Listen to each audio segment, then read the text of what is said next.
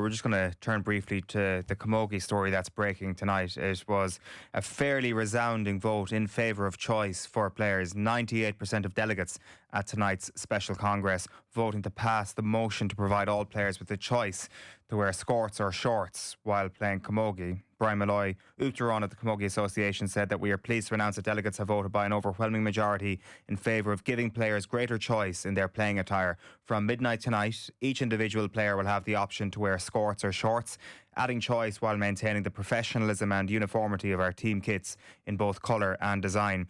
I wanted to thank sincerely our incredible volunteers for their ongoing support over the last few weeks, and to our delegates for voting on behalf of over 120,000 members, including 94,000 playing members, as the All-Ireland Championships begin this weekend. We ask everyone to support their teams, drive higher attendances at all upcoming games, and help us fill Croke Park for the finals on August 10th. Our reporter Rachel Sheehan is live in Croke Park. Rachel, a resounding result. Is this surprising? I would venture, not in terms of it passing, but 98% is encouragingly high. Encouragingly high. And the relief, Eoin, in even the media room alone was absolutely palpable. You could almost sense the shoulders of everyone dropping when Brian announced the result. And when he went into the detail about the 98% voting for it, it was just fantastic. And I think there was just a sense of relief, and that common sense had prevailed. Yeah, like it's been an interesting few weeks, to say the very least. It's been a saga that's been that has exploded into national and international headlines.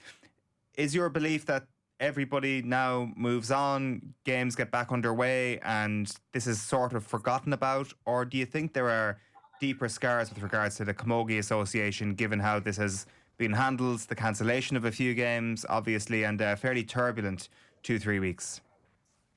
I don't think there's any way anyone's going to forget about this for a long time coming. The rule is actually, we thought it was going to be in place from Saturday, but he clarified earlier that it's going to be in place immediately from midnight this evening. But there's always going to be a bit of a sour taste in everyone's mouth over how this was dealt with. Yes, it's fantastic that they managed to get a Congress together in just shy of 3 weeks and to get everyone here and the vote underway. But in all fairness, it shouldn't have come to this in the first place. And there was a question put to the president to ask about the derogation of the rule to allow the Munster final to go ahead and for all the other matches to go ahead without such confusion.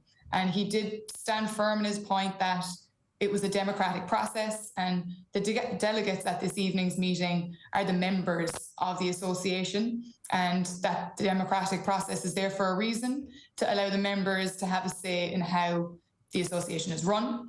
So he stood firm on that point of view. But yes, it's fantastic that we got over the line, but I don't think it's going to be forgotten about anytime soon. What does this mean in a practical sense in terms of the fixtures that now need to be played and the backfilling of fixtures? Are we now looking at a bit of fixture congestion, or does the calendar allow a bit of breathing room? There's no breathing room in the calendar. The All-Ireland series starts off this Saturday. You've 4 games in the Senior Championship this Saturday. I would be doubtful that Munster final will get played this year. I hope I'm proven wrong. But if it's played, it's now going to be at the end of the All-Ireland series. And if you're a team that's knocked out earlier on, do you really want to play a Munster final 6 weeks later after everyone should be off? So I'm not sure that will be able to be fixed at this stage. I think that damage is done. In terms of the shorts that players are going to be allowed to wear, there is a bit of a leeway clause in that going forward from the 1st of July, all counties and clubs will be required to have shorts with the crest on them, just like the skorts do. But there's a bit of a grace period now between now and the 1st of July. So as long as the shorts that the players are wearing are uniform, that's okay. Okay, I see. We do have Richie Hogan here in studio. Richie, you've obviously been following this story as well as most people interested in Gaelic games, and indeed just sport in general have been over the last few weeks. What's been your opinion on how this whole thing has been handled? Oh God, it's certainly dragged on, and it's kind of it's just so great that it's solved, and that it's kind of just done and dusted, and we can talk about the great camogie players and great camogie games that are going to take place over the next couple of weeks. And I look, I think it probably something that has festered maybe in kind of nearly recent decades is a small little bit of an unplanned kind of divide between players and player power and the association, and when there's no faces towards them, it can be kind of difficult. Whereas you go into my camogie club in Danesfort and all of the camogie players get on so well with all of the people running the club, and in most counties they get on so well with the people who run the county board. But when it becomes like an association against a group of players and there's no faces and towards it, I think that really didn't help. Look, it's hopefully onwards and upwards. We're getting towards integration, obviously, in 2 years' time, and all of this stuff will be hopefully in the rearview mirror, and we can look at promoting the game of hurling and the game of camogie kind of together, and it would be fantastic. Absolutely, that would be fantastic. Hopefully that is all still on track to actually happen. Rachel, it's a really interesting point that Richie makes there, and kind of what I was alluding to earlier about whether or not people will easily forget this, that divide between the playing population involved in camogie and the powers that be in the Camogie Association. It has, from the outside looking in, like there's been a bit of a divide there. As somebody who's played inter-county camogie, you'd have a much better idea. What is the feeling in the dressing room amongst your peers about how the powers that be exist and that divide between the players? Yeah, I think initially 3 weeks ago when the whole debate kicked off, there was a real separation. It almost felt like a them and us situation. We couldn't have been more clear in what we wanted and what we were stating, and that just we weren't being listened to. But now that this Congress has been put together in a short space of time and it was such a resounding yes, I'm hoping that going forward there's going to be a bit more clarity between the players and the association.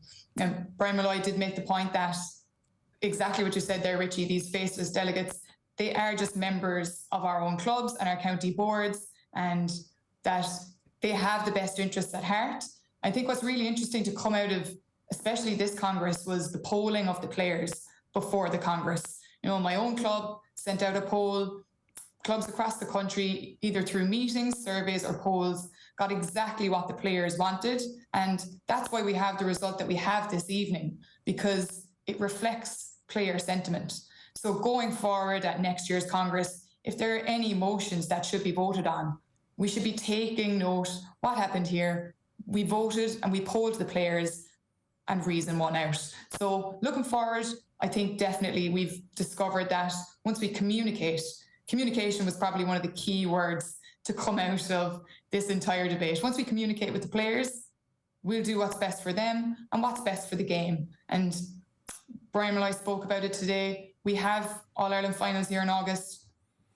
The amount of media attention that this has garnered in Ireland, internationally, if everyone took to this and started supporting camogie for the unbelievable game it is, that we should fill out, historically, Croke Park for camogie All-Ireland finals this year. Yeah, that has to be the next step in all of this. I presume there hasn't been much time to speak with fellow players, Rachel, but I presume if there's been any messages that have come through, it's been all a sense of relief this evening, or what's the main emotion that's been coming through?